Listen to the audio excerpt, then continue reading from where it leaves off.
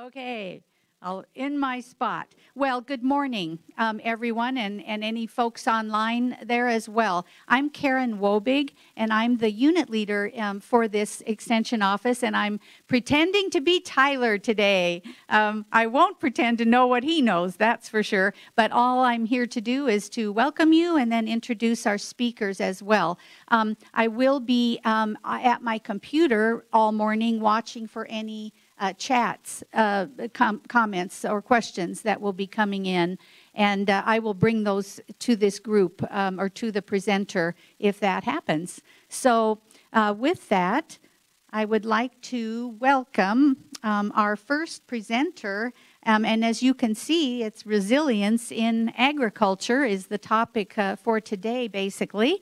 Our first presenter is, Craig Allen. And he is a professor in the School of Natural Resources and director of the Center for Resilience in Agriculture Working Landscapes. He was formerly a leader of the Nebraska Cooperative Fish and Wildlife Research Unit. So with that, please help me welcome Craig.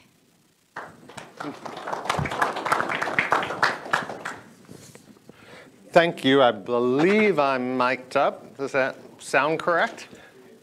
Good, good. Thank you for the introduction. Indeed, I'm an ecologist, and the news there is that ecologists sort of compete with economists for the label the dismal science, because the news we bring is usually bad. But I'll try to focus on some positive aspects as well today. What I really want to do is a few things. First and primarily talk about resilience in working landscapes and what it means and why resilience matters and what the implications of sort of resilience theory is for working agricultural landscapes. In the end, I want to drill down a little bit on things folks might be able to do from an ecologist perspective in building more resilient agricultural landscapes and more resilient agriculture. And I'll define resilience as really two competing definitions of resilience out there. You probably all have heard the term, and you're probably thinking of it in one of the definitions without probably considering the other definitions, because when you hear it on TV and in talk and conversation, there's a single definition being used, and it's a little more complex than that. So I was introduced as the director of the Center for Resilience in Working Agricultural Landscapes. I should put a massive caveat on that, and that is a proposed center at the university. I'm in the middle of doing lots of paperwork and trying to get the center approved through a series of processes that we hope for that to happen this year and to be able to finalize that this year. So we're excited about that. I have a focus on the landscapes that are agricultural in the state. We have lots of folks working on production and enhancing production. We have lots of people working on conservation. We have very little looking at sort of landscapes themselves and the role of diverse landscapes in providing resilience to the systems we work in. So in going through this, I hope to get across what resilience is and why it matters. And broadly, it's a theory of change in complex systems of people and nature. Landscapes we work on really are composed of the land and the ecological and the agricultural systems, but also the social systems that are embedded within those landscapes. Also, I'd like to do two things. One is to tell you, which I think I have, is that we're planning and hoping to create an agricultural resilience center at the university. That process is in place, and we hope to have a Board of Regents approval sometime this spring. I've been doing lots of paperwork, as you imagine, as a bureaucratic process to get that approved, and we're in the middle of that right now, so hopefully it'll happen. And also, I'd like just to say before I get started, I don't know if any folks here are down from the Denton area at all. That region, that's sort of the landscape in Lancaster County where I live in. And we've just received funding to sort of work with landowners in the Denton area, sort of the Denton Hills or Denton Grasslands, which as I'm sure you're familiar with being in Lancaster County, that it's a landscape that has at its roots agriculture, quite mixed there because of the lack of water. There's still significant grazing, grass, and row crop agriculture. But there's lots of challenges there that aren't unique to the Denton Hills, but sort of exemplify some of the agricultural changes and challenges that are happening in landscapes, especially landscapes close to metropolitan areas. So the challenges down in the Denton area include things like increasing exurban sprawl, development down there, losing lots of ag land and other land to housing developments, and that's happening rapidly. Invasions, biological invasions, I should say. If you drive down anywhere in Lancaster County, you can see the impact of trees and tree invasions. They're really bad in grazing lands. I'll talk about that a little bit. Less of an issue for row crop agriculture. However, in no-till ag, we are seeing cedar trees and other things coming in and invading into no-till. It's sort of a surprising thing, and cedars aren't controlled by herbicide. So that's sort of an unexpected challenge. As well, down in that area of the state where we're being challenged, there's proposed CAFOs down there. I know Lancaster County just passed regulations that will establish regulations for the development, particularly in the Costco chicken farms down there. And I know that's an issue for the folks down there. So what we're trying to do down in the Denton Hills area is create a stakeholder landowner process to think about the landscape that we live in down there, imagine and look at alternative futures for the landscape and find the desirable future and work towards going towards it instead of being reactive to all the changes that are occurring down there, which is in effect how we usually operate. So trying to be a little bit proactive down there and maintain that part of southern Lancaster County as a rural, agricultural, open landscape rather than something quite different or alternative. So those things are going on. I'm from the upper Midwest. I raised in Wisconsin. I still own land in Wisconsin that's managed forest, agricultural forest, and cropland up there. I have a smaller parcel of land here in Nebraska that is technically agricultural land, but really grows a little bit of hay, so it isn't so much. But I've been in the Midwest many, many years. Was happy to come back to Nebraska in 2004 after 15 years in the Southeast and working on ranches in Texas. And I was very happy to get back to the Midwest where I can understand people and the conversation is very straightforward. So our agricultural landscapes in Nebraska are absolutely unique. And I think really underappreciated.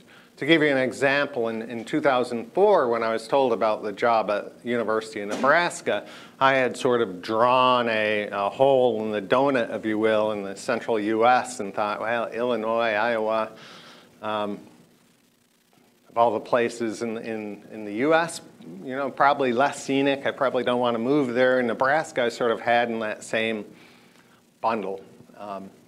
And so even though I was looking to move out of South Carolina at the time, I sort of passed on Nebraska, was asked to take a closer look, and did. And I looked at the landscapes in Nebraska, the diversity of landscapes, what Nebraska has to offer, and was surprised, like I think many people are, and found the Nebraska landscape absolutely stunning and attractive, and In fact, earlier this week, I was out in Alliance and back, and every time I get to drive out through the sandhills in that area, I'm duly impressed, and it's a stunning landscape with great people on it. So happy to be back in the Midwest at this time and able to talk about agriculture and resilience, and what resilience has to say about how we manage our agricultural landscapes. So I told you, I prefaced by saying that ecologist or ecology can be termed the dismal science because we so often have bad news, and I feel as an ecologist I should probably provide some of that bad news before providing some, hopefully, ways out. So we're in a time of really accelerated global change. You know, the world population is enormous. The world population is growing. Interestingly, when I graduated many years ago, the estimated world population was, by 2050, I think, was going to be 20 billion people. And that's been altered way down. Now we're looking at like 12 billion people. There's lots of reasons for that. One of those being novel disease emergence. In that case, looks like HIV/AIDS really impacted population growth in places like Asia and Africa. So those surprising changes happen and alter the trajectories we're on. But regardless, we're looking at a lot of change in the planet. It's very non-stationary, meaning that as soon as we can measure things, they rapidly change, and that makes our job as ecologists and agriculturalists quite difficult.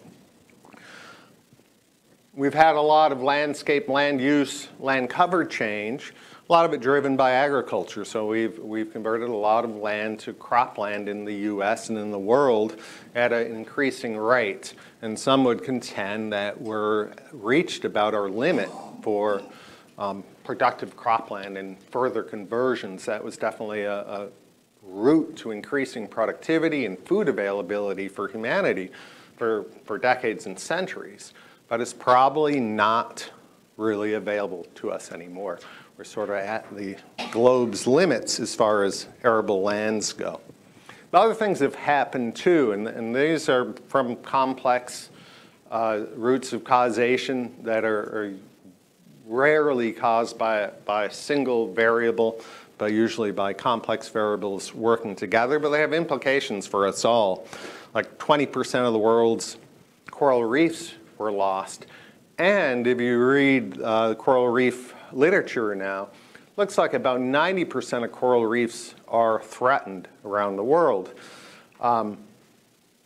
Besides a big impact on biodiversity, that has a big impact on our ability to feed humanity too, because outside of the US, large portions of humanity relies upon fish protein for protein.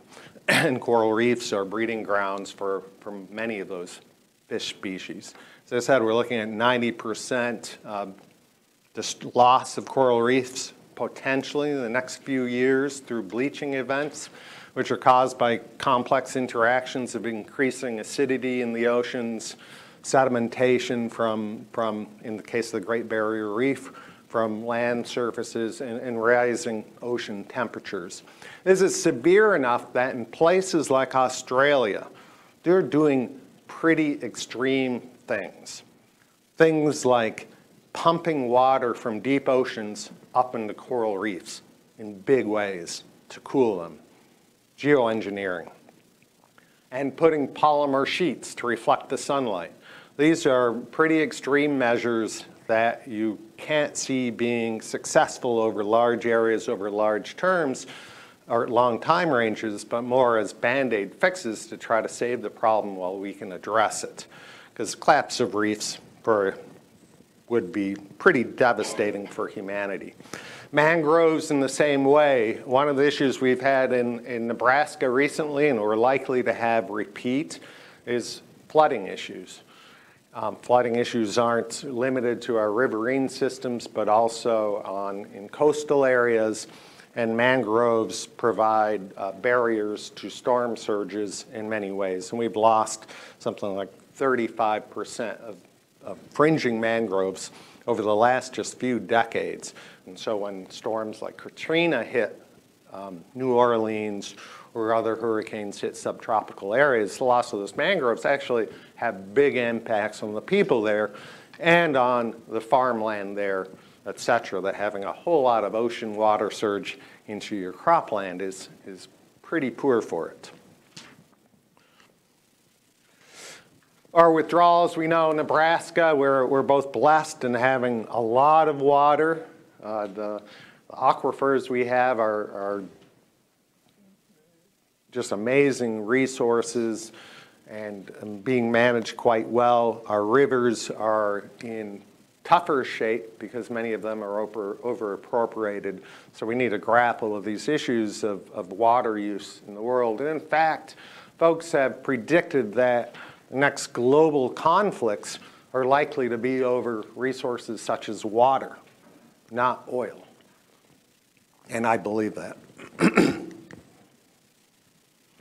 And it's been proposed, the grand challenge for humanity perhaps, or at least for agriculture, is that we really need to increase, and you've probably heard this before, need to increase agricultural production by something like 70% to meet the global demand for food, energy, and fiber by 2050. It's a huge challenge. It's a big increase. We've really upped efficiency. Nebraska agriculture is arguably, or I'm not even sure it's arguable, the most productive, efficient agriculture in the world. To increase that further by 70% is going to be difficult, although exporting some of the technology that we've developed in Nebraska to other places, agricultural systems in the world, is part of that solution, and that kind of thing is happening. So, as stated, in sustainable intensification, increasing agricultural productivity in the next just 30 years is a grand challenge for humanity, as we have, it's just a fact that unless something surprising happens, which often does happen, we're going to have a whole lot more mouths to feed across the world. And agricultural producers are at the forefront of meeting that challenge, but it's a tough challenge. So planet Earth, rapidly changing. I think I've made that case to some extent now. But the stresses that we see are also often interacting. It's easier to break things down to single causes, but surprises occur by unexpected interactions. For example, the slow rise in ocean temperature that's been happening has been concomitant with an increase in ocean acidification, and those things aren't unrelated. We've just had studies coming out showing that some of the ocean is so acidified that putting on shells for some of our commercial shellfish, again, feeding the world, is being problematic. And these species, crabs, are not, Dungeness crabs in this case, are not able to properly form their shells because they require an ocean that's not overly acidic to accrete that shell material. And often the responses of the systems we manage are sort of non-linear and sudden. I'll give some examples of that in a moment, so it's not quite so abstract. So what framework do we have, or is there a framework to understand this change? I'd propose that there perhaps is, and that's the frame or the lens of resilience. So the question is then, how might resilience concepts help us manage agricultural working landscapes and meet these grand challenges for humanity that are coming or that they're here right now? So again, I think I've made the case, but some figures for it. Population is increasing. Productivity of agriculture is increasing, but not increasing at the same rate as population. Population is spiking. I think that's really a situation that's largely outside of the U.S. Outside of immigration, U.S. population is fairly flat in growth. But if you look at places like Africa, these are mouths to feed. They're also potential markets for us in the future. I think Africa's population right now is 1.2 billion people. And I think the projection is up to as many as 4 billion people by 2050. That's astronomical growth and a lot of people to feed. Potentially lots of markets, there's opportunities there as well, but it's a challenge. And it's coming down the pike very quickly. There's a framework that folks have put out of planetary boundaries that sort of say what are the limits at a planetary scale to some of the things we're doing. Now this is fairly abstract, but there is quantification behind it. And a couple of the planetary boundaries we've met, and one that we hear about because it's affecting us here in Nebraska quite a bit, is a nutrient boundary where nitrogen phosphorus runoff is starting to have deleterious effects elsewhere, whether it be downstream in the Mississippi River or in the Gulf of Mexico with hypoxic or oxygen-free zones, or locally for water wells in Grand Island and other areas where nitrogen becomes not just a local issue, but an international issue as well. And we need to be concerned about those things and address them. Some tough challenges for humanity. As I said, in the end, I'm going to try to get to some positive potential solutions for some of these things, but we'll talk very broadly at first. So another way of putting this grand challenge of feeding humanity for the future and maintaining resilient agricultural systems is how do we maintain resilience and productivity of our landscapes while managing the trade-offs we make either very explicitly or often very implicitly when we make land use decisions, when we make planting decisions, when we make decisions on how we manage our property or the landscapes, or sometimes these decisions are outside of our hands and are more political or regulatory. But whatever they are, implicit or explicit, there's trade-offs being made that we're thinking about. Those trade-offs are between, depending on the particular system, between a suite of ecosystem services usually, and food production. To me, I put couch in the framework of food production is an ecosystem service that comes off the land. We're able to use it and manage it and profit from it, but it is a service from the land, and when we make that decision, we're not making other decisions. So historically, one thing that's informed resilience theory is what's happened in the past. You know, historical changes sort of predict potential future changes. And there's been many examples of agricultural system collapse in the world over time. That's changed the course of history and the trajectory of civilizations. The Indus Valley, for example, in India, very productive agricultural region, and looks like a shift in monsoon, so a blip in the climate, if you will, changed the monsoon rain patterns and collapsed that civilization thousands of years ago. Mesopotamia, similar way, but a different cause. Over-irrigation leading to salinization destroyed a lot of the cropland in the Mesopotamia, Tigris-Euphrates Valley, and helped collapse that civilization as well. These are the kind of things we want to avoid in the future. But there's contemporary examples too. The Murray-Darling Basin in Australia, very productive. You know, as you know, probably seeing Australia, speaking of resilience issues, Australia on fire for the last several months. I was there a few months ago, and their fires were starting the earliest dates ever. And in what was in effect their May, it was November, but basically their spring, they're having air temperatures of 40 degrees Celsius, over 100 degrees, more or less over the entire continent. And much of it was on fire. And those folks, because it's such a marginal continent with arable land just mostly on the eastern seaboard and particularly in the southeast where the Murray-Darling is, are having challenges and they're feeling it.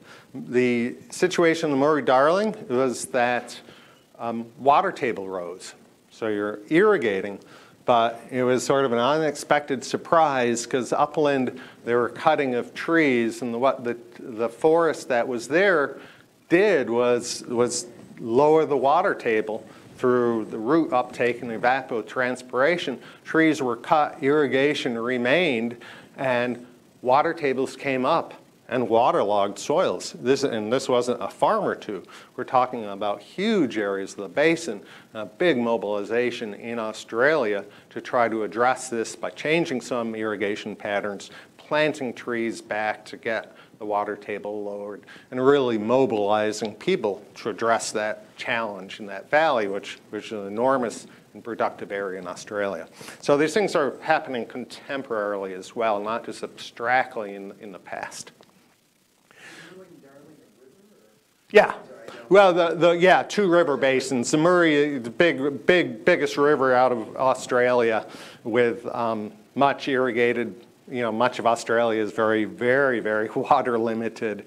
And so that's a watered area where irrigation and temperatures and climate are good for agriculture. So it's a large agricultural producing set of valleys. These kind of collapses have hit close to home, as you realize. Dust Bowl, for example. And so we can't ignore them. We want to avoid these sudden, surprising collapses that come out of nowhere. The Dust Bowl situation being that we started to plow marginal croplands in a big way during a period of high rainfall. And then when climate patterns changed as they do, we had lots of open land that probably shouldn't have been farmed or should not have been farmed in the way it was or as aggressively as it was, and mobilized sands and soils, and you all know the rest. The good news there is that, and I'll talk about transformation, we're able to take through a very concerted effort of local population with government aid, in that case USDA, excuse me, we're able to transform that system from one of blowing sands and total loss of productivity back to a highly productive landscape. We're able to do it. So there are good news stories there. And that cause of sort of collapses can be local or it can be global. So the salinization kind of situations come from local decisions on the land. But sometimes those changes that occur are outside of our real control in any way and are come from larger scales. And another example, an issue that's very much present here in Lancaster County, but maybe not as apparent, or it's just as apparent, but maybe not as pressing as it is in the northeast, central, and western Nebraska, is that of tree invasions on rangelands. And the tree invasions, if you map the spread of red cedar, for example, over time, you can see it coming up from Texas. And so over the last 50 years, this invasion of cedar has gone from Texas to Oklahoma to Kansas, and now it's full on here in Nebraska. And so we have mobilized lots of folks from stakeholders in the Sandhills Task Force and others, and federal and state agencies to work together and try to reduce this change that's occurring, because this change from productive grassland to unproductive forest is deleterious to folks trying to live on the land. It's also deleterious to wildlife populations and to grasslands period. In fact, with cedar invasion on grasslands, there's a productivity loss of about 70%. I look at the landscape down in Denton where I live, and tree invasions down there are pretty much out of control. It's red cedar, it's honey locust, it's Osage orange, it's autumn olive. It's just a suite of things coming one after another after another. And in cropland, that's less of a problem, although as indicated earlier, red cedar is coming into no-till agriculture and causing problems. But in rangeland, it's an enormous problem and one that's often very difficult to deal with. Red cedar isn't so impossible to deal with if we keep it from coming in the first place, because red cedar is the most fire-intolerant species in North America. Put fire in the land, and so if you're down southern Lancaster County or much of this area, in April and May, you see much of the area on fire. And I know Lincoln complains about that. But if red cedar comes in a big way, we don't control it with prescribed fire, we're setting up for out-of-control wildfires, which will be much worse. So burning now, preventative, helps prevent catastrophic wildfires from happening. But the other invasive trees in this area of the world are more problematic. They're deciduous. You can cut them, but they resprout, so you have to cut and then herbicide the stems. Several of them are quite resistant to just foliar sprays driving by in ATVs, very difficult to deal with. So we're seeing that a lot of our landscape here in eastern Nebraska change from the grasslands to forest lands, and some of that people see as desirable. It provides different habitat. In many cases, it isn't desirable. And when we're talking about red cedar and other things on our primary rangelands of the state, it's a big problem, and one we need to fight back. And it's a resilience problem, and I will illustrate why. Because following collapse, the things I've talked about of agricultural systems collapsing in the past, what you're talking about is a change of one type of desirable system, flipping, if you will, to an undesirable system. So we can have agricultural systems, in the case of the Dust Bowl, flipping from productive, desirable agricultural production to unproductive, barren, sand-dominated systems.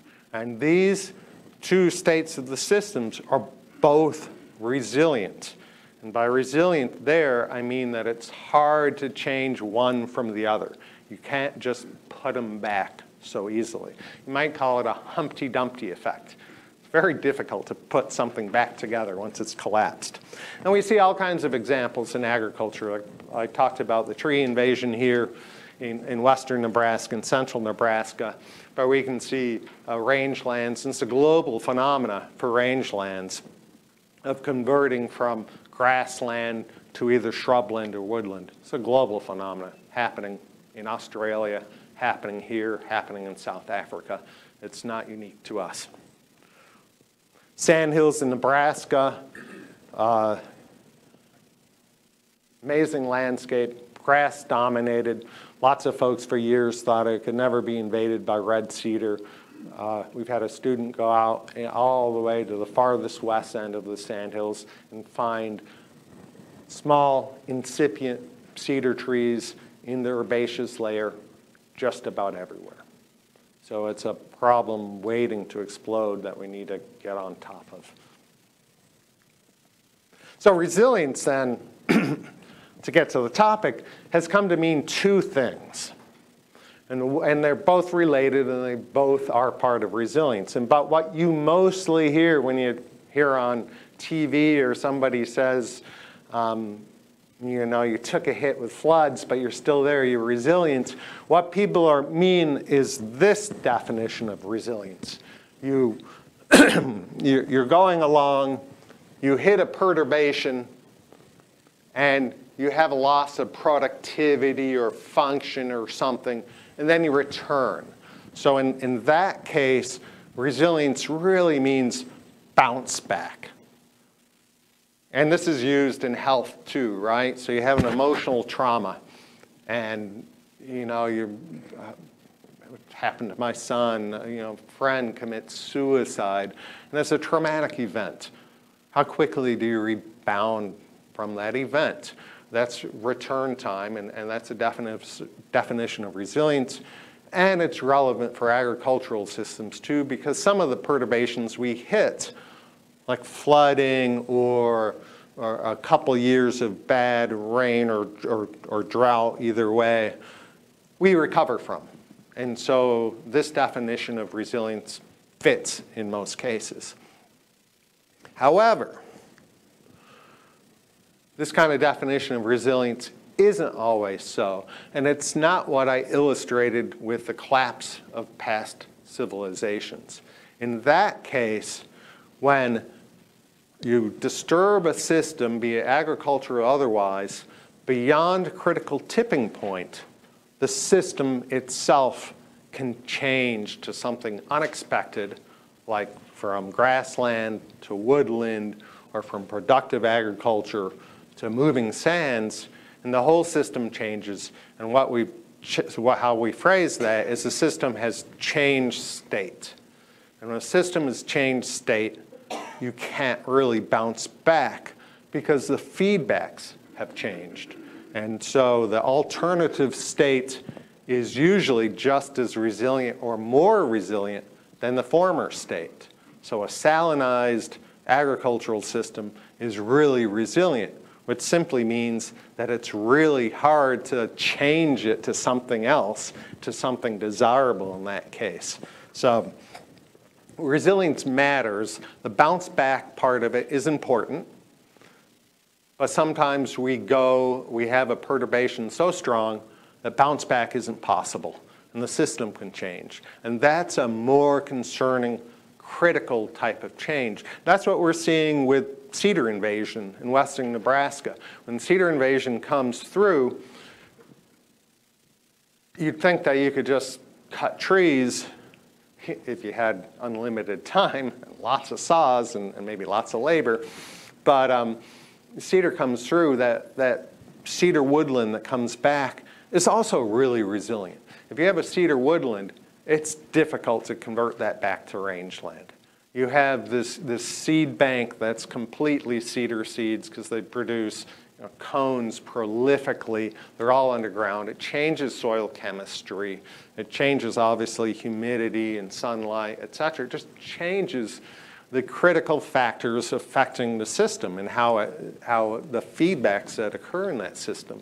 So changing back is very hard. So often it's in humanities, or usually in humanities' best interest, to keep resilient systems in the desirable state and keep away from those critical thresholds and think about what they are and try to manage away from them.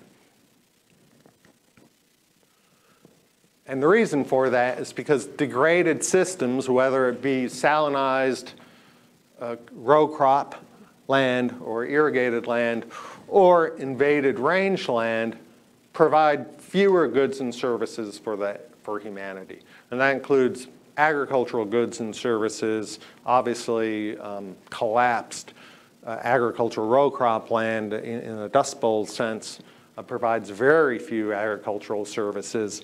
But collapsed rangeland, too, when you're invaded by cedar trees, provides a completely different suite of goods and services for humanities, and ones that are less desirable for most of us, including for agricultural production. So it's better to avoid those thresholds if possible.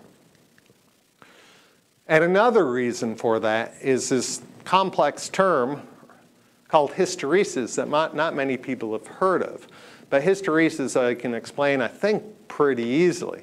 It is when the path in is not the same as the path out. In other words, the trigger that caused the loss of resilience and change of a system from productive to unproductive can't simply be reversed.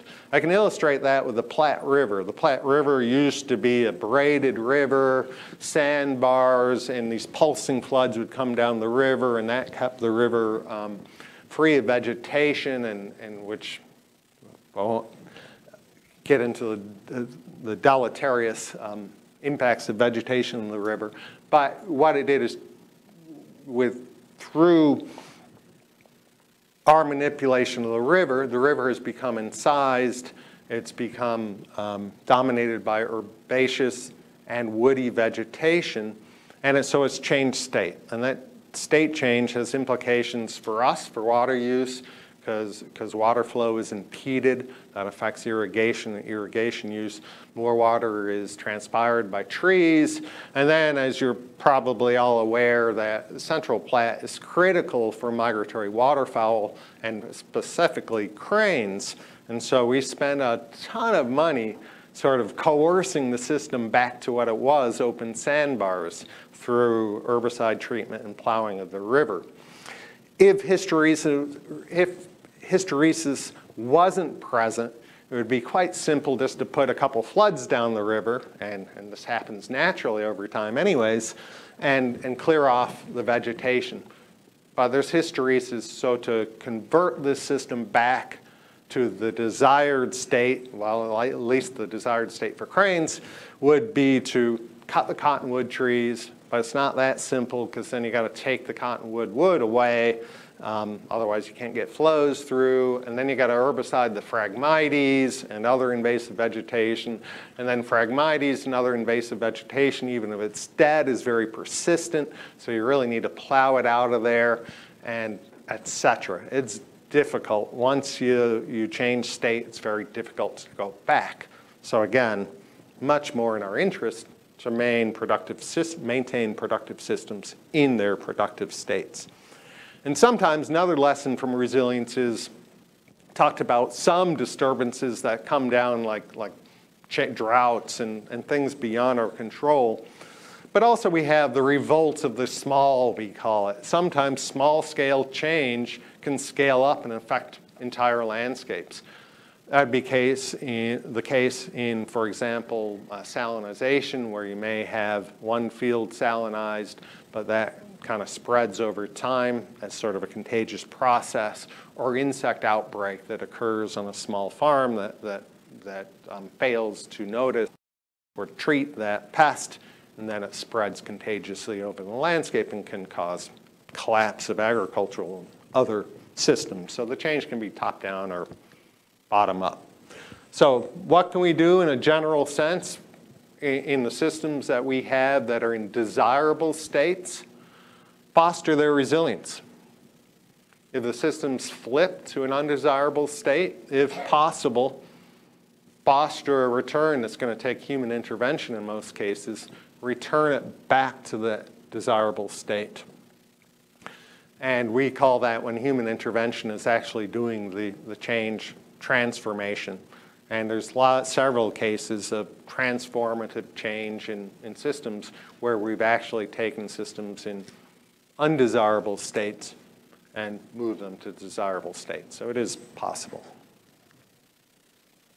So I think I've made the case that resilience isn't good or bad. When you talk about bounce back, resilience, that definition, almost always people think that's great, and it generally is. You get a disturbance and return quickly. But when you're talking about resilience as the crossing a threshold and going to an undesirable state, when we talk like that, resilience just is a measure of how much effort it takes to change the system from one state to another, be that desirable or undesirable. Another thing to consider about resilience is it's quite different than sort of optimization approaches. We have a lot of folks working on sort of optimizing and getting the most efficient agricultural production we can. But I differ a resilience approach from those approaches in this way. Resilience approaches seek to guarantee production over a wide range of circumstances. Optimization approaches seek to maximize production during ideal conditions. And as you know, especially in a place like Nebraska, ideal conditions are almost never present. So the two approaches are a fair bit different, and something for people to think about and balance. As stated, transformation is simply this idea that we can take systems in undesirable states. We could argue which those are, because desirable versus undesirable is a human construct, and converting it from that undesirable state to a desirable state through human action, human agencies. Assessing resilience is possible. I won't go into this at all, but we've developed a lot of techniques to quantify and assess resilience in landscapes. They're out there. We continue to refine these kind of approaches. And finally, I'd like to sort of give you the ecologist view, or at least a brainstorming view, of ways that we can incorporate ecological principles and resilience into agricultural systems, coming from hard lessons over time and across space that we've learned as ecologists, watching systems collapse and animal population collapse and the recovery. And one of those is the idea of restoring marginal lands to production. As stated, we're really at the limits for agricultural land globally. So we're going to have to work around the edges some and either convert marginal lands to a crop production that makes sense without degrading those lands, or to other land covers that help stabilize soils or provide other ecosystem services. We need to think about landscapes rather than just farms. I think we all, manage our own property. I know where I am, I manage my property in a way where I'm cutting all my cedar and keeping it under control. My neighbors aren't. I wish I could get them to, but I can't. But we do need to think about the landscape around us because, for example, in the cedar case, if you're surrounded by a sea of cedar, your chance of keeping it out of your property is very low. They produce so many seeds, and it's just raining down upon you.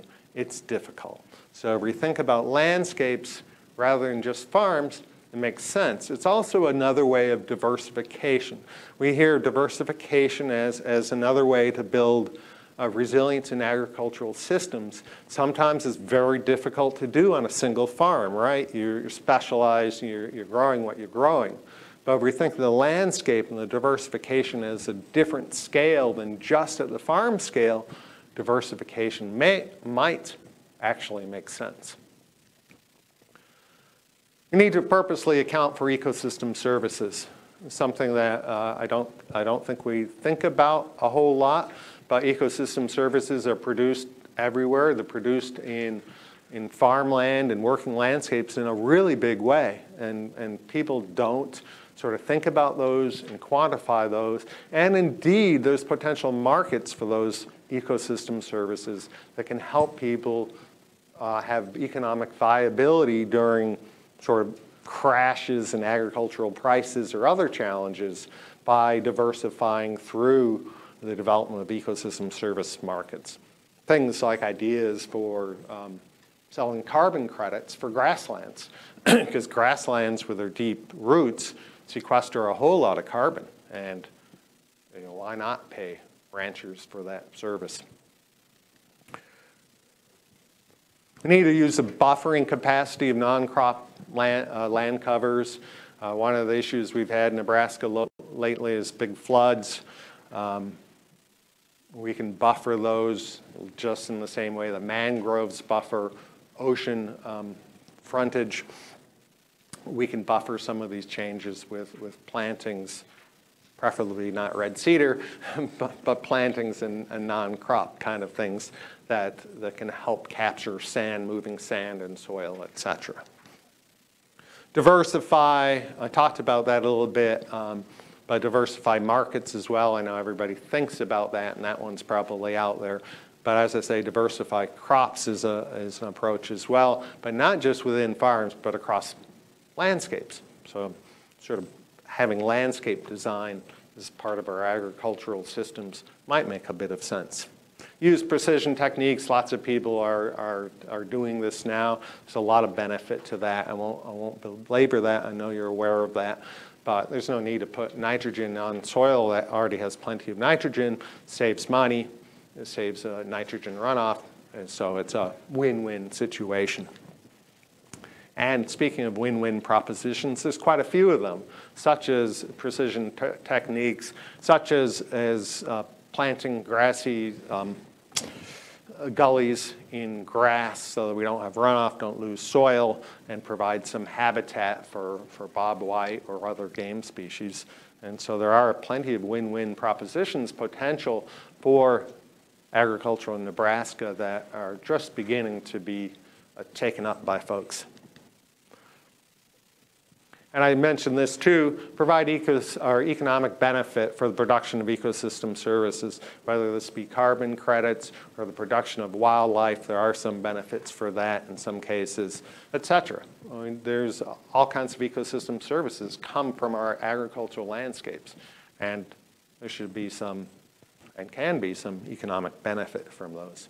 Other ways which are larger to reduce and meet the grand challenge of feeding 50 million more people, or whatever the number was, to reduce food waste.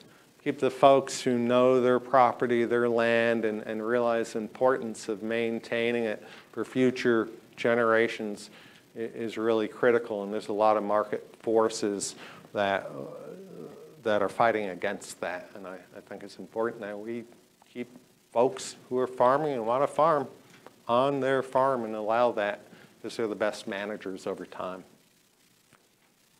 I believe that's all I have, so I thank you very much for letting me come talk today. I would be happy to take questions. How much agricultural land is taken out for them each year from like urban sprawl, acreages, highways?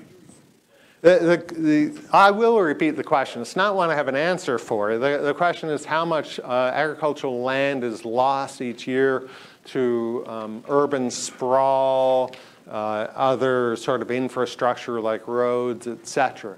I don't know, but I do know this, is that our cities are placed often in some of our most agriculturally productive landscapes.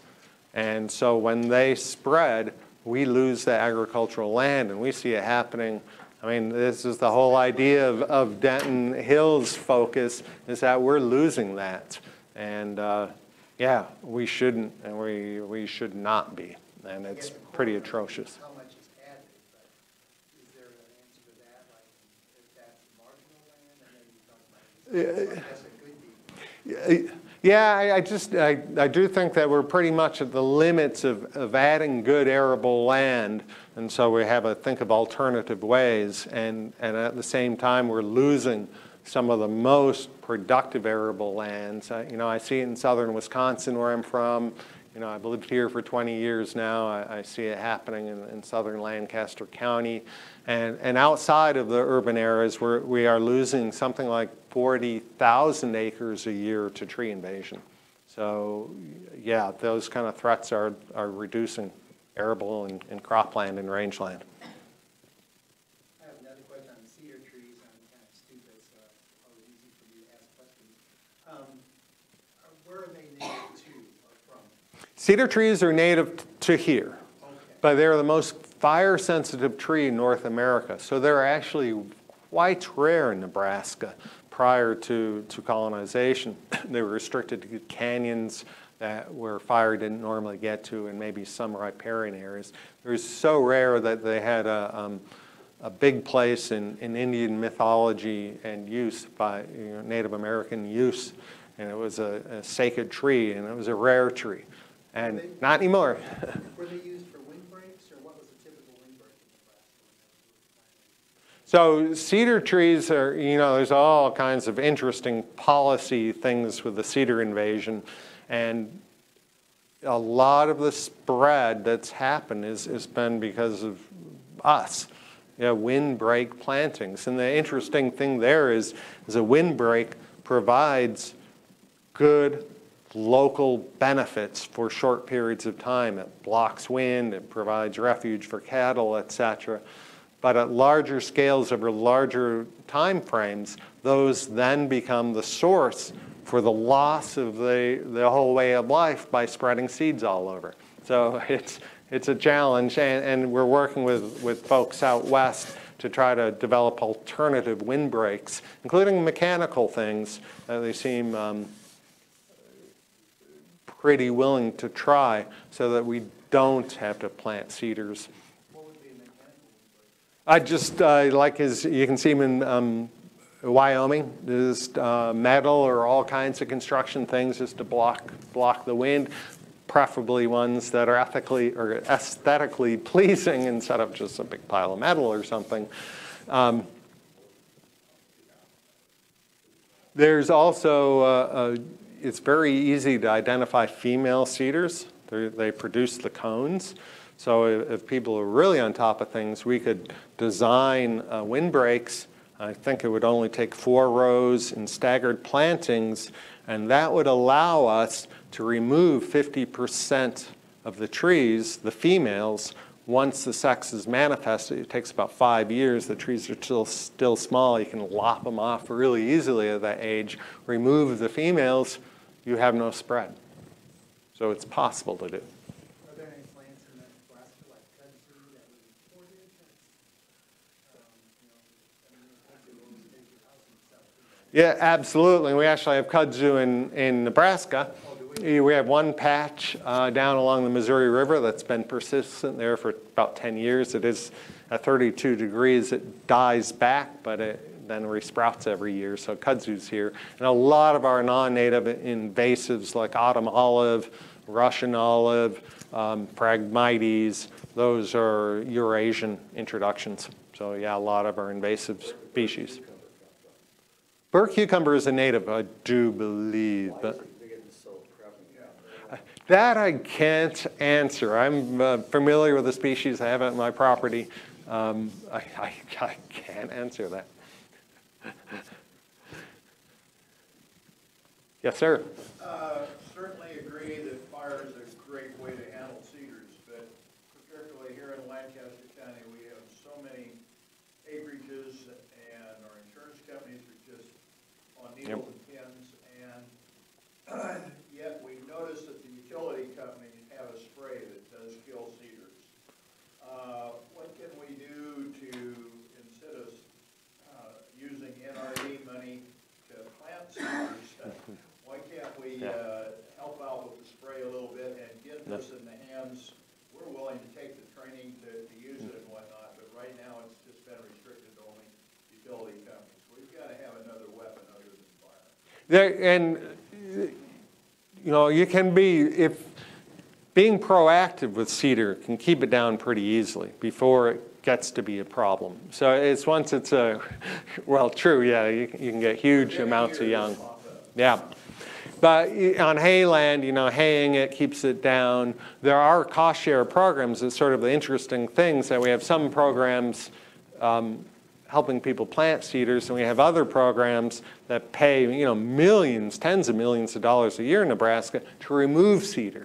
Less with herbicide and more with cutting usually. I'm not familiar with herbicide that are being used on right-of-ways, and there may be issues with labeling on that for use on agricultural lands. I'm just not familiar. Ways that we can work around this, or we're going to have to do more than what we've been doing because we're losing the battle. Yeah, and the approach we've taken is to first off prevent or work to prevent any further loss. So we're working sort of the western area and trying to move east because one of the first projects I did in Nebraska was tree removals in southeast Nebraska.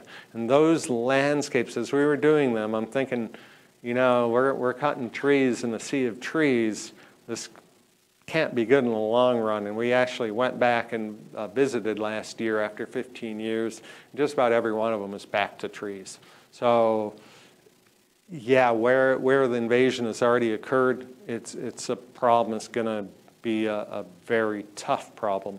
So we're working on the edges to try to prevent further spread and then move in as a statewide approach. It doesn't help help local folks here. I know on my little property, I've cut, all winter constantly, and it's problematic. Yeah. Mangrove is, in the U.S., includes 3 different tree species that live generally right at the edge of the brackish water ocean land interface. So they're usually in tidal zones. And what they do is help build soils and trap sediments from rivers and help provide barriers to storm surges. But they've been removed in a very big way globally for all kinds of reasons.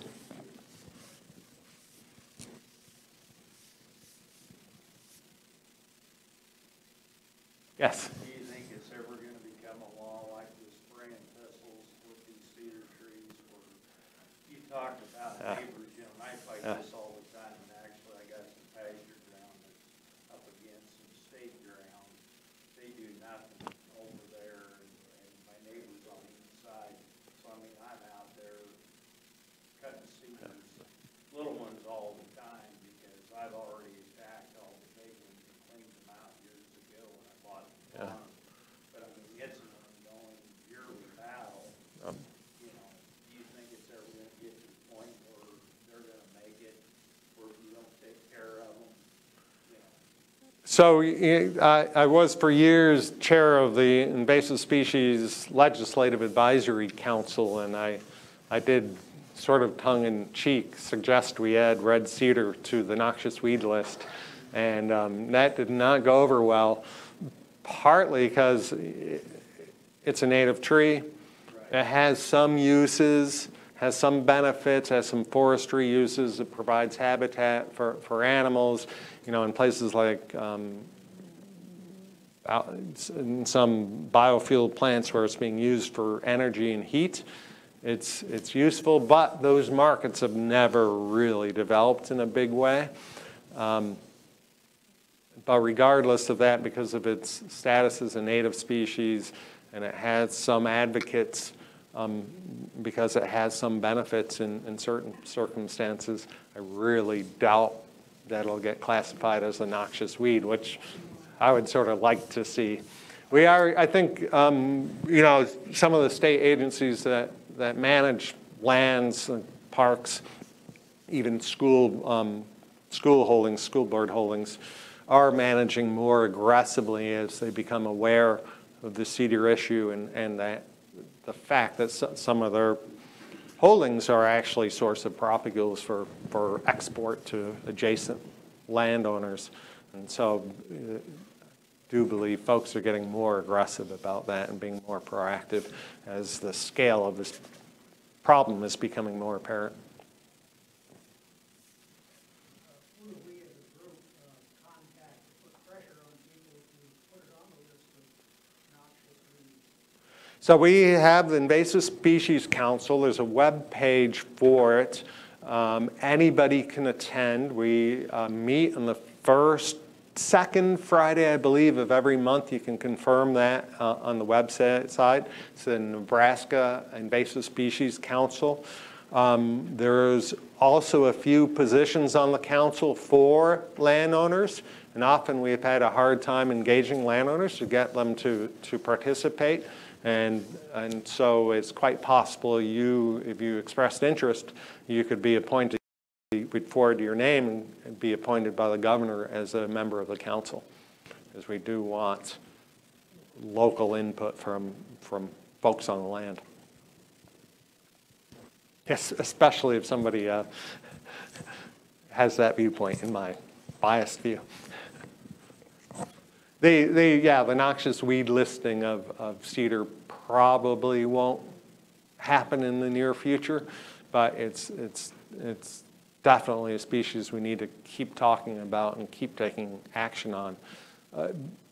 But as well, the suite of invasive trees that we have in this part of the state is even more problematic because they resprout in cutting and they resprout from burning which is quite different from red cedar, which is a pain in many ways, but you cut it down and it's gone. And that's not true with autumn olive or some of these other things. I don't know if you're familiar with autumn olive, but down in the Denton area, I just see it exploding. On my property, it went to from one, now several hundred. And so it's my next species to attack. Any last question? Okay, well, please help me thank Craig here for his presentation this morning.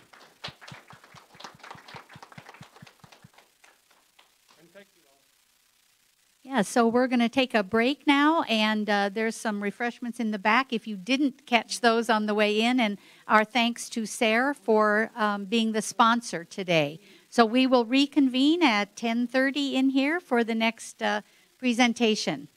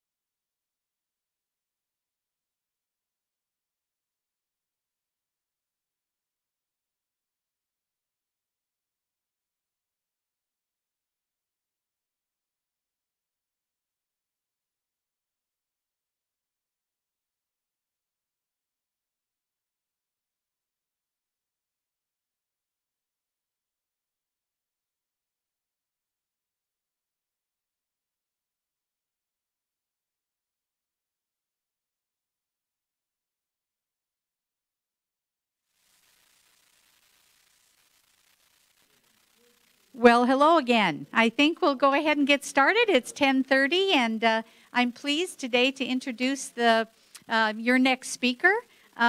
This is Katie Crozier, and her last name is difficult to say, but I think I got it closer than I usually do at that point. Anyway, Katie grew up in Tennessee and completed her undergraduate degree at Samford University, and then completed her master's degree at Cornell in New York. And that was where she met her husband, which ultimately brought them to Nebraska and the university. And so Katie has worked in a few positions with the university, but in 2017, she began with Nebraska Extension. So I'll let her fill in the details there, but please help me welcome Katie Crozier.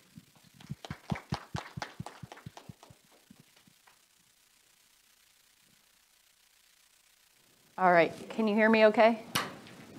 Yes. Maybe up a little bit? Okay. Yeah, I'm Katie Crozier. I've been working with the university for a little over 6 years now. I had the opportunity to get started with the breeding program focusing on dioecious species on East Campus, and one of those species was hops, and that kind of led me into extension working with hops, and now broadly working with specialty crops. So I'm excited to share a little bit about some opportunities with farm diversification and specialty crops with you today. One of the things that I really like to do when I'm working on presentations is going back and looking at some of the history, and I think history definitely has a way of reappearing. And I came across this map. This is from the 1920s. And when I moved here to Nebraska, somebody told me the Expanse of Nebraska has the same weather diversity as from the eastern edge of Nebraska to the eastern seaboard. And that, I thought that was really fascinating. And as I learned more about agriculture here in the state, I was really fascinated. And I think that we need to consider that as we think about using other specialty crops and incorporating those into our farms. The other thing is, you know, we have this expansive farmland, but we don't grow a lot of the food that we actually eat. And there's a lot of potential there. You know, every fall we bring in lettuce from Arizona, then usually there's an E. coli outbreak at some point. You know, those are the things that we could be producing here and preventing those outbreaks. So just some things that we want to talk about. So we talk about farm diversification, not putting all your eggs in one basket. We can look at ways to increase our enterprises, our cash flow, spread out our risk. We look at other crops, look at new ways to produce crops. We can look at new markets. With specialty crops, you're going to be forced to look at new markets, and that's probably the most challenging part about specialty crop production here.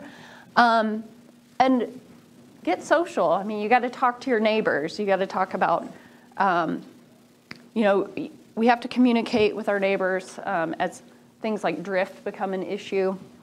But also, you know, what's everybody else growing? What do the markets need? In this picture in the lower right, this is a picture of flaxseed with field peas. And this is out in western Nebraska. You guys might be familiar with Steve Tucker with AgriForce Seed. He purposely planted chickpeas in one field right next to the road, and then another field he planted to flaxseed and field peas. And he did this because he wanted his neighbors to ask him what he was growing and why he was crazy and things like that. And sure enough, they start coming to him, and he's like, look, I'm selling this stuff right away. I'm getting paid for it right away. Why don't you try it? No way. I don't want to do it. But these are things to consider. I mean, he uses a combine to harvest this, and then he has an easy way to separate the flaxseed from the field peas. Going back to the Farm Bill, just the definition of specialty crops, kind of what that entails. That's fruits, vegetables, tree nuts, dried fruits, horticulture crops, and nursery crops like floriculture.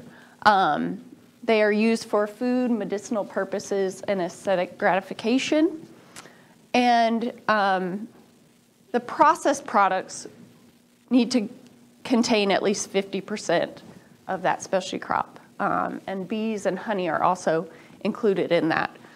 The one thing that I'll mention that's not is hemp. I'm going to touch on the very end with hemp just because there's so many similarities between hemp and hops, and hemp is kind of the thing that people want to talk about right now. But going back in history a little bit again, back, I believe it was last spring, the Midwest Messenger, I don't know if any of you all read this and saw this article, but this is from the late 1800s, early 1900s, and this is celery harvest in Kearney.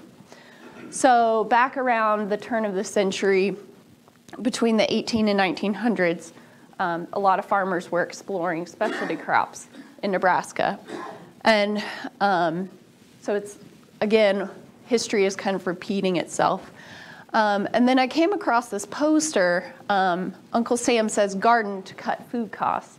And this was back during World War II, Franklin Roosevelt. They were dealing with blockades across seas. And so at that point, we had been importing a lot of vegetables and fruits from Europe. And we could no longer, we were running into issues with that. And so the president started encouraging people to start growing their own vegetables. We've come a long way with specialty crops. This is hop production in the early 1900s. And you can see people walking on stilts.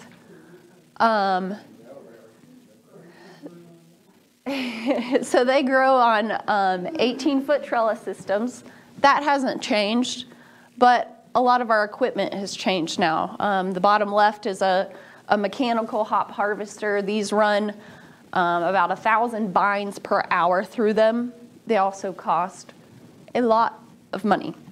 Some of the other equipment, we have these air blasters that are used for hops for different orchards, grapes. In the middle, we have pecan processing. So a lot of specialty crops require pretty specialized equipment. The other thing that we talk about is labor, of course. These are often these plants require a lot more labor. The top vegetable producing states in the United States are listed up here. About 75% of our vegetable production comes from California, Idaho, and Washington. So we're importing a lot of this, and then you might see in the grocery store, we're importing a lot from South America as well. And similar with fruit production, California, Washington, and Florida, 86% of the sales coming from those three states. That's according to the Ag Census that was conducted in 2017. So in Nebraska, about 5% of our ag sales come from vegetables, which that was up from the 2012 census.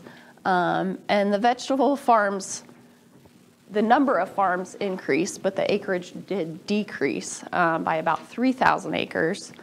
And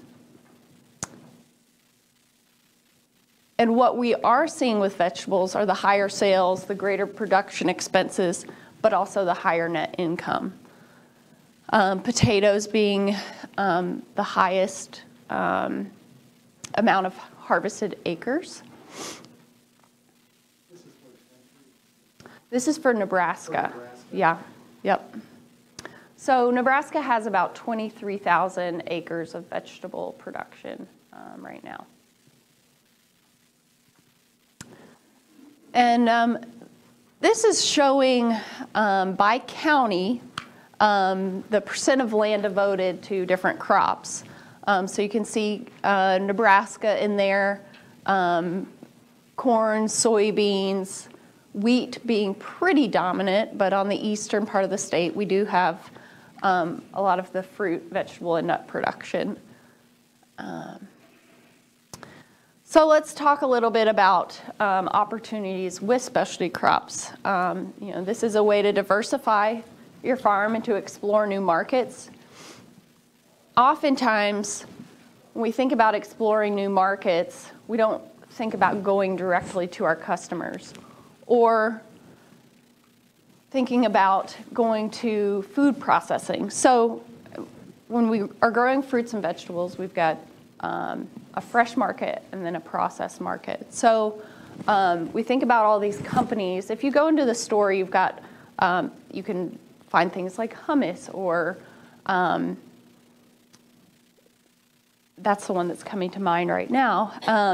And where are those farms sourcing, or where are these companies sourcing those products? There's conferences that happen nationwide where you can go and meet these processors, asking them, what do you need? Where's there a missing spot where I can provide that plant for your processing? So sometimes when we are exploring those new markets, it's hard to know, it's hard to go exactly to where the need is, but that's an area that we need to explore as specialty crop production. Specialty crops were added to the Farm Bill in 2008, and one of the results was the Value Added Producer Grant, as well as the Specialty Crop Block Grant. These have allowed opportunities for universities to fund research in this area, and the Value Added Producer Grant is a great opportunity for producers like yourselves to expand their processing. This will fund things such as marketing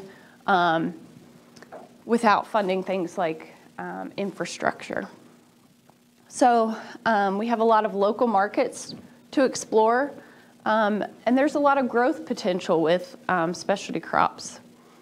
And things that we do know, we can grow just about anything in Nebraska. And we don't eat enough fruits and vegetables.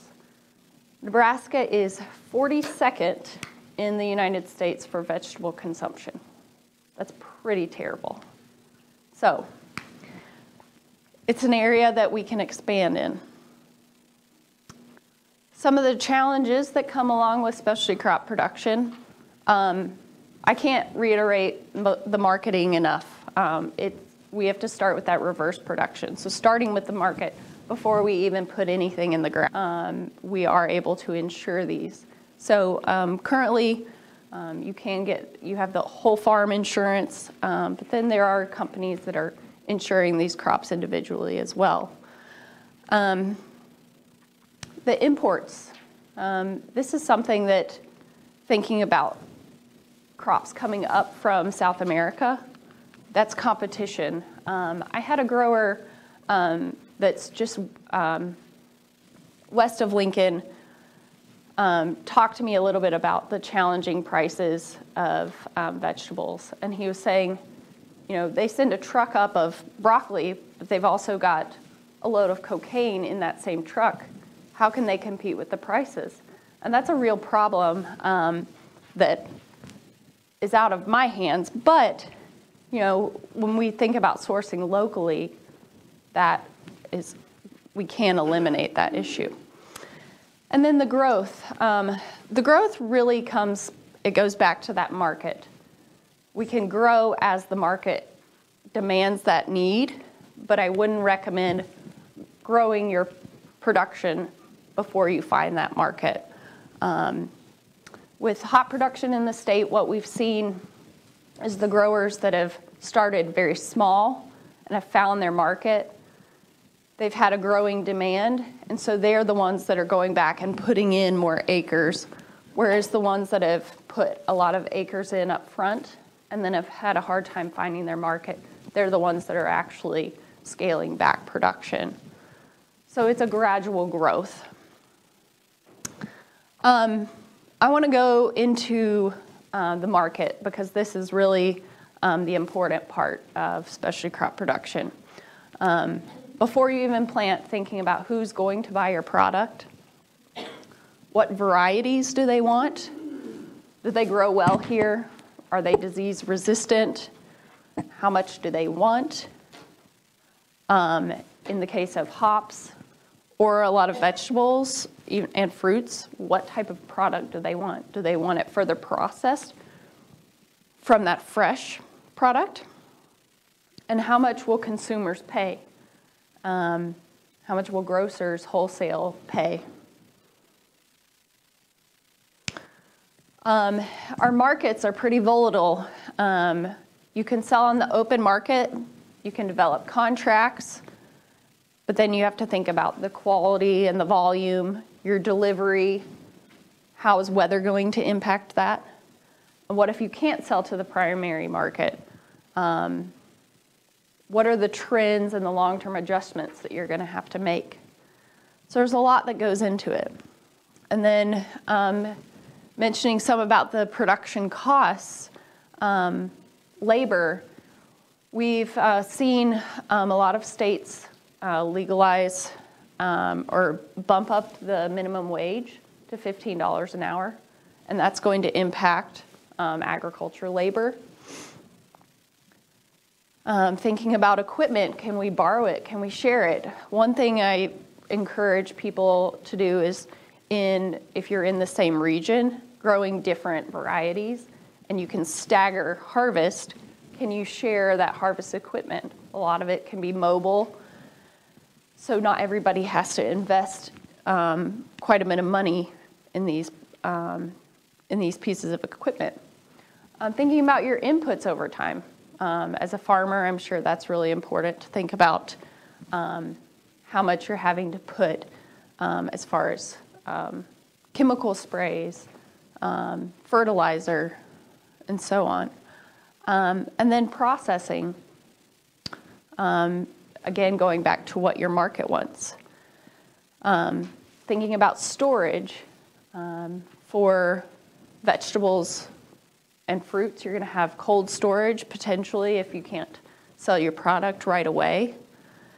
And what will your learning curve cost you? Yeah, we can grow plants, but when it comes back to the quality and the volume, there can be quite a learning curve there. And not to be a completely Debbie Downer, but do these specialty crops fit into your current farm rotation? So if you're harvesting your vegetables throughout the summer, maybe going into the fall, and then does that coincide with corn harvest, soybean harvest? Do you have enough hands to manage all the different crops? Do you like summer vacation? That's a big one because we can step away from our crop for a week and come back and Japanese beetles have devoured it, or a hailstorm has come through. So these are things that we have to think about. Location, going back to, do you live close to your crop to scout? A lot of our specialty crops require a lot of close attendance, even in a small area. And then these opportunities cost money, so could you do other things with that acre of land, with that money? What is your ultimate goal? Specialty crops are not your get-rich-quick scheme. So is this your best return on investment option? Some of our higher value vegetable crops are things like tomatoes, peppers, and cucumbers. Can alternative crops improve soil health? They can, but when we talk about being sustainable and regenerative, it's thinking about things like crop rotation, where we're not constantly adding things to the soil, where we're not constantly tilling the soil to manage our weeds. One of the areas where I think specialty crops have a lot of potential in our state is benefiting the young producers, the ones that are graduating college and coming back to a farm where they have student loans and they can't rely just on corn and soybeans to help pay those bills. So some of these alternative crops are an opportunity to help them make ground. They can start with a small amount and expand as that market demands, especially in the rural areas where there's not as many farmers markets, but that's where the growth in the farmers markets are happening. So this is an example that I wanted to put in here. This is basically what happens for hop production from marketing at the very first step all the way to beer production. You can see there's a whole lot that goes into it. And the take-home message here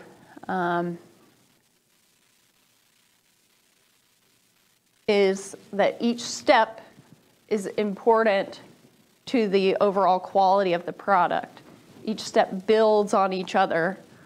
So growing it in the field is just one part of that. And that in market, where let's say you go into a brewery and you get a beer, you have high expectations for the quality of that beer. You want it to taste good. And it goes back to, all the way back to growing that product. So to quote Steve Tucker, thinking about our marketing, he always says, we need to be a wanter, needer, finder. So where are the needs, where are the wants, and how can we find them? So there are a lot of different markets where specialty crops are sold. We can look at the farmers markets, CSAs, wholesale, the retail, the farm stands, restaurants. There's a big push right now in the legislature for farm to school, so getting local foods into our schools. And there's a lot of opportunity in institutions too, so thinking about our hospitals. Bryan Health here in Lincoln has policies to encourage their chefs to source local ingredients.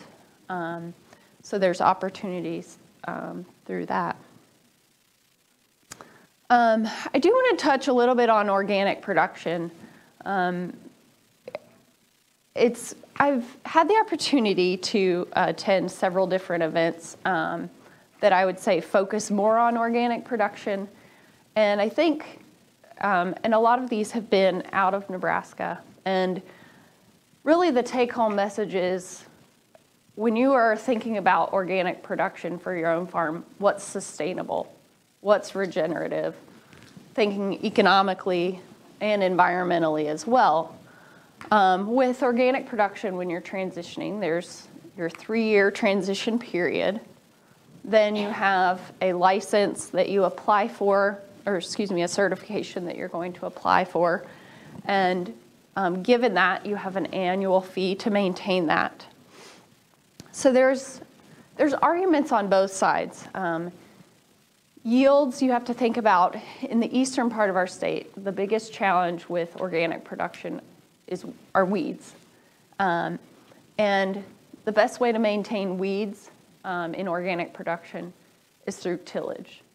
And that's just further degrading our soils.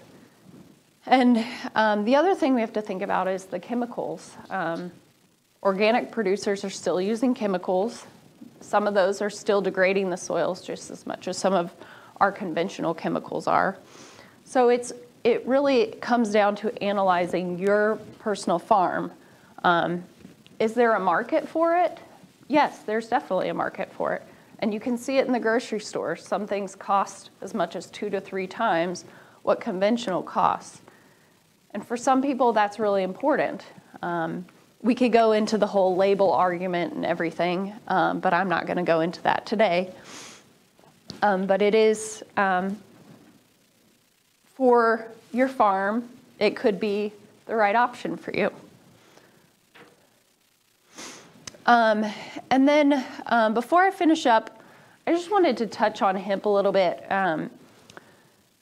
In working with hops and in working with some of the specialty crops, and since the legalization of hemp in Nebraska, I've gotten a lot of questions, and I'm going to give you my opinion of why I don't think you should pursue hemp production. There's a license that comes with it that you have to apply for. And in our climate, you need pesticides to treat some of the disease issues. And we currently don't have any labeled pesticides for them. They thrive in well-drained soils. So we do have parts of Nebraska that they could grow well here. The eastern part of the state, I don't think is the best place for them. They're sensitive and expensive seeds. So the planting depth is one of the biggest issues with hemp. And we get these wonderful spring rains that seem to wash us out. And so if you're planting right before one of those, your entire crop is going to be gone. So that sensitivity is really important. In Nebraska, we have one inspector. So when you're preparing for harvest, you have to contact the state and get your inspector to come out and view your crop.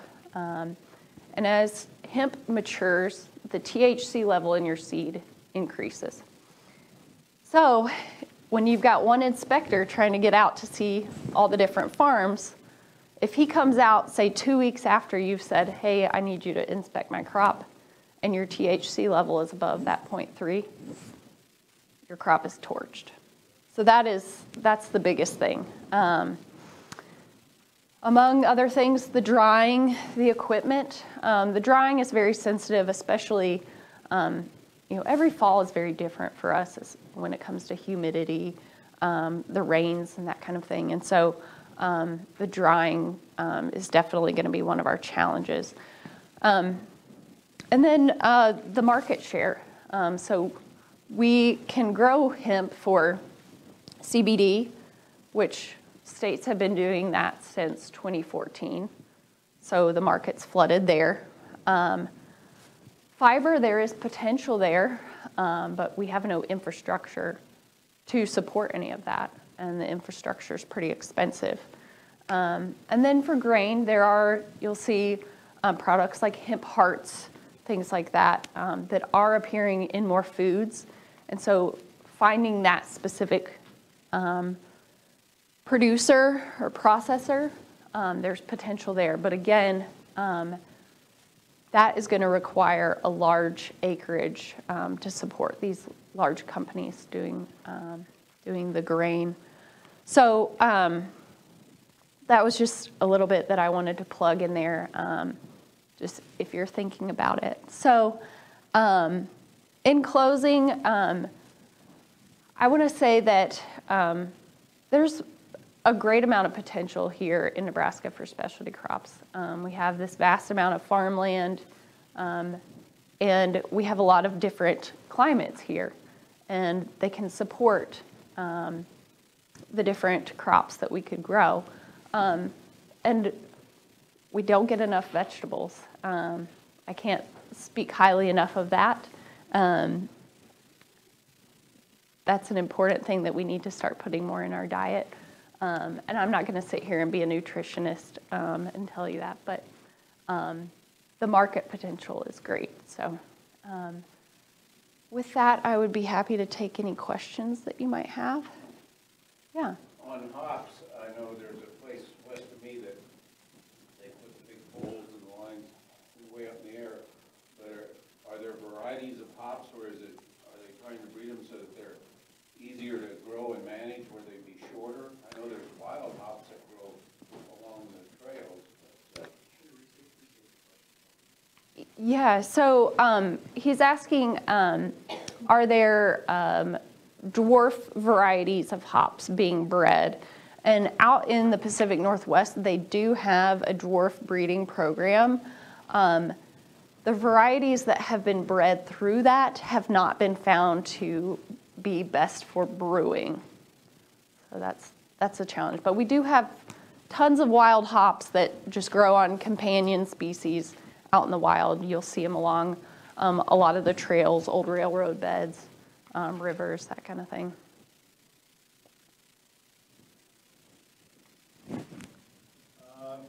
You mentioned that $15 an hour labor is an impediment to these alternative crops in lots of cases. How about the regulations for herbicides and pesticides? 2 years ago on the Lead Alumni tour of Peru, we observed DDT 5-gallon cans right in the great vineyards. How can our people compete with that? And is there any push to do tissue testing at the border to see what's coming in here? I mean, I don't think a lot of people realize there is no limitations on production in Central and South America, or at least none that we can enforce. What's being done to level the playing field? So the question is, what's being done regarding imports from South America as far as the pesticides being applied? And I'm not really sure, to be honest. We do have pretty strict regulations here. But what are we doing to make sure that the stuff being brought in here is tested? Are we doing tests on things that come into the United States? My guess is probably not. Why not?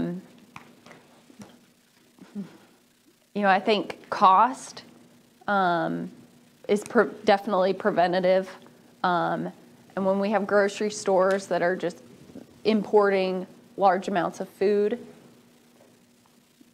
as long as our demand is through our grocery stores, then they're not conducting those tests. That's my thought. Now, I could be wrong on that. I would like to think that hopefully I am wrong.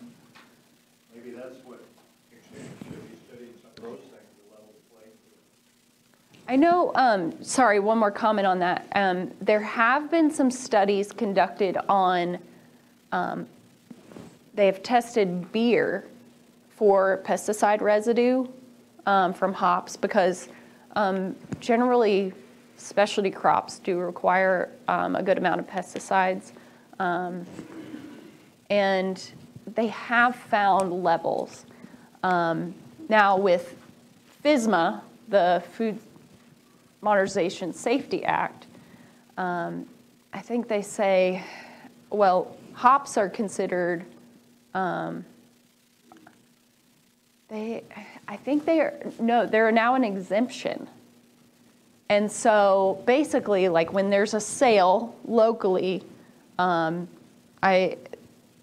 producers have basically just kind of a disclaimer that says that a brewer signs or whoever purchases it signs saying, I understand that this is exempt as a food product. And basically that covers that producer. But I would say if we tested a lot of the beer in breweries, I bet we would find a lot of pesticide residue. And frankly, we'd probably find a lot of residue in a lot of our crops. Can I follow up on that? Yeah. For a second, two things. A bunch of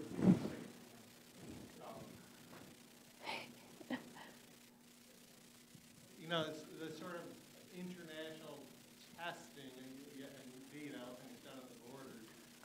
Certain NGOs certainly publicize their testings, and so you can sort of be aware of what crops from what countries have large pesticide loads. But one potential solution to that, and I think it's going that way, and you see that less so in Nebraska than say in Wisconsin where I'm more familiar, is labeling the origin of crops. So consumers can pick crops that are locally grown over crops that are grown in Peru, for example, for just those reasons, to support local farmers, and because we know what's being done locally, we don't know what's being done for crop production. Well, I know if hop growers are interested in exporting to Europe, we have stricter pesticide guidelines to go there. So there, I would assume that the United States has some kind of threshold in that regard, but it could be pretty lax. Yeah. And I mean, state to state, every state's different with pesticide regulations. I mean, hop producers out in the Pacific Northwest use paraquat. I mean, I would never recommend the use of paraquat, but it's common. Sorry? That's true. They use it to burn down the lower, like 3 feet.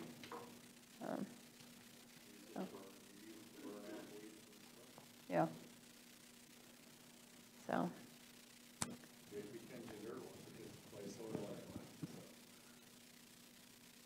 But it is, health-wise, it's pretty damaging. Yeah. Yeah. You had a question, sir? I don't have any particular knowledge about the regulations and issues associated with importing, but several years ago there was a big conflagration about grapes imported from Chile, and it was due to pesticide residues on the crop. So, and what we often see is the United States probably has limits on pesticide residues on foods imported. However, in many cases, the testing itself is left to the shipper or the producer. So we take them at their word. All right. Yeah.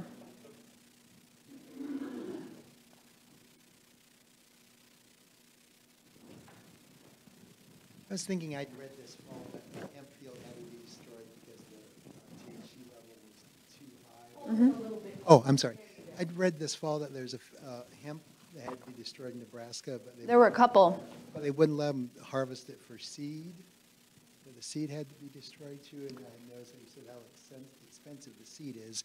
Yeah. Would there be a reason that they couldn't keep the seed, or did I not read the article correctly? Any testing shows above 42% THC plus or minus the margin of error.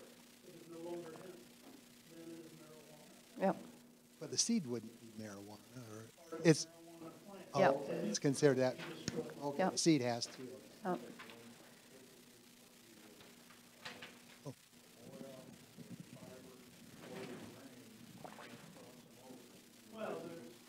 you use different practices depending on what you want to get out.